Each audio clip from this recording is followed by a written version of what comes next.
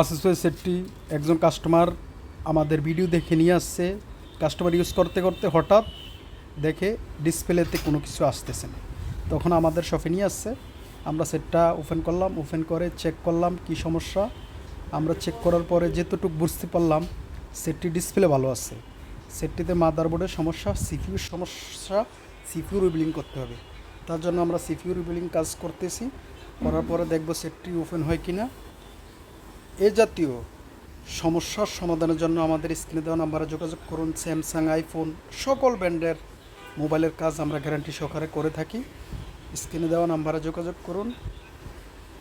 আমরা CPU reballing করা হয়েছে, এখন ইনস্টল করতেছি। দেখা যাক সেটটি ওপেন হয় কি না, এখন লাগিয়ে দেখব।